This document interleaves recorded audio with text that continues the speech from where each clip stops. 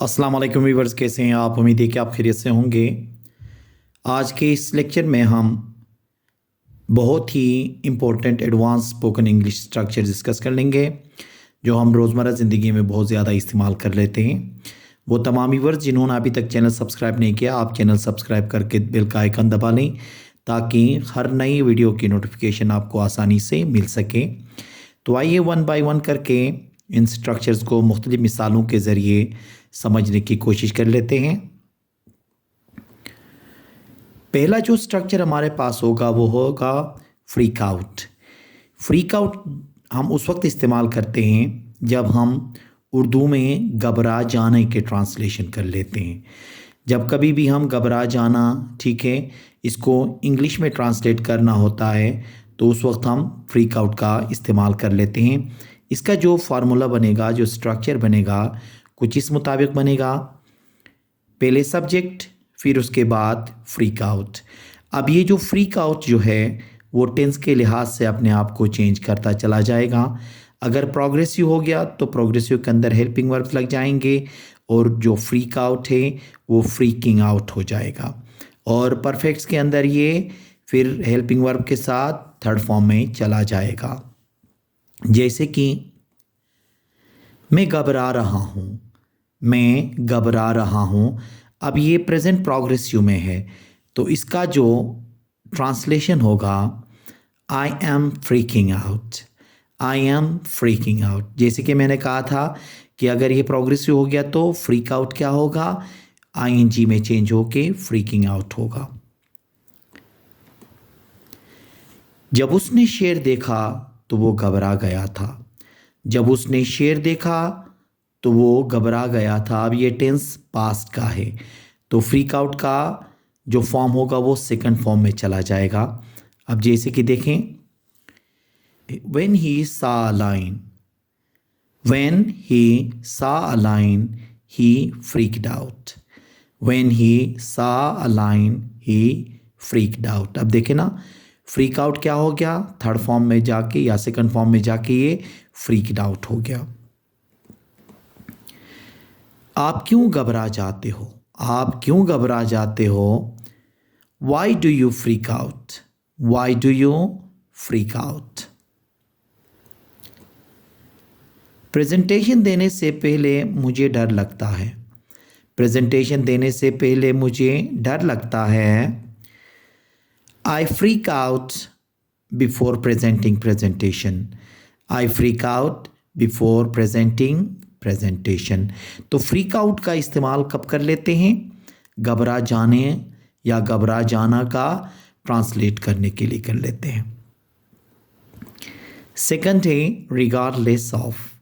Regardless of का इस्तेमाल क्यों करते हैं, परवाह किए बगैर, मतलब किसी चीज़ की परवाह किए बगैर कहने के लिए हम रिगार्डलेस ऑफ का इस्तेमाल कर लेते हैं।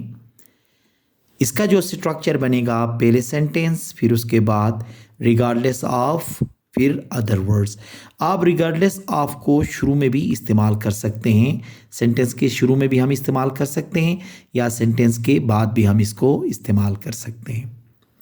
जैसे कि मैं अपनी उम्र की परवाह किए बगैर अंग्रेज़ी सीख रहा हूँ, मैं अपनी उम्र की परवाह किए बगैर अंग्रेज़ी सीख रहा हूँ। I am learning English regardless of my age.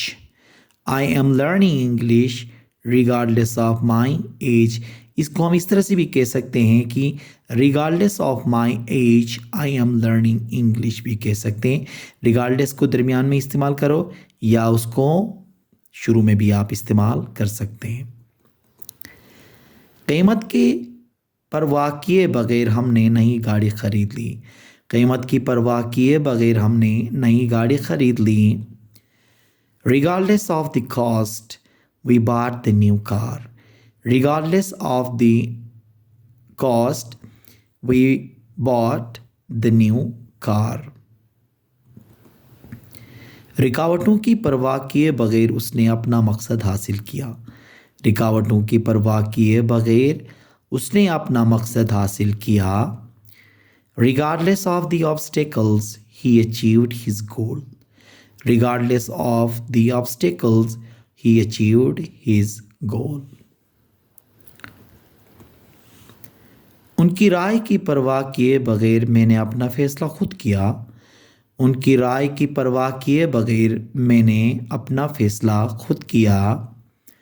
Regardless of their opinion, I made my own decision. Regardless of their opinion, I made my own decision. तो परवाह किए बगैर को इंग्लिश में ट्रांसलेट करने के लिए हम क्या इस्तेमाल करेंगे? रिगार्डलेस ऑफ का इस्तेमाल कर लेंगे। थर्ड जो हमारे पास है वो टेक रॉन्ग। टेक रॉन्ग का मतलब है गलत समझना। ठीक है, कोई किसी को गलत समझता है, कोई किसी बात को गलत समझता है, मतलब कोई गलत मानी निकालता है या उसका गलत मतलब लेता है। इसका जो स्ट्रक्चर बनेगा वो कुछ इस मुताबिक बनेगा। पहले सब्जेक्ट, फिर उसके बाद टेक, फिर समवन रॉन्ग। यहाँ समथिंग रॉन्ग भी होता है, समवन रॉन्ग मतलब समवन में किसी बंदे का नाम आ जाएगा या कोई चीज़ का नाम या आएगा समथिंग में। ठीक है, उसके बाद हम क्या करेंगे? रॉन्ग करेंगे। अब देखें, वो मुझे गलत समझ रहा है, वो मुझे गलत समझ रहा है। He is taking me wrong. He is taking me wrong. अब देखें, taking और wrong के दरमियान क्या है? मी क्या है? someone है। कभी कभार लोग मेरी बातों का गलत मतलब समझते हैं या गलत समझते हैं। कभी कभार लोग मेरी बातों को गलत समझते हैं तो क्या होगा? Sometime people take my words wrong. Sometime people take my words wrong. मुझे उम्मीद है कि आप मेरी राय को गलत नहीं समझोगे। मुझे उम्मीद है कि आप मेरी राय को गलत नहीं समझोगे। I hope you will not take my feedback wrong. I hope you will not take my feedback wrong. हमें उनको गलत नहीं समझना चाहिए। हमें उनको गलत नहीं समझना चाहिए। We should not take them wrong. We should not take them wrong. तो take wrong का मतलब क्या है? कि किसी को गलत समझना या किसी चीज़ का मतलब गलत निकालना, किसी बात का गलत समझना। ठीक है, इसके लिए ये इस्तेमाल होता है। जब हम ये स्ट्रक्चर ज़्यादा याद करते हैं तो हमें इंग्लिश बोलने में बहुत ज़्यादा आसानी होती है। तो आप इनकी प्रैक्टिस कर लें, रोज़मर्रा ज़िंदगी में इसको इस्तेमाल कर लें, इंग्लिश के सेंटेंसेस बना लें ताकि आपकी इंग्लिश बेहतर हो। उम्मीद है कि आज का ये लेक्चर आपको समझ में आया होगा। Thank you very much.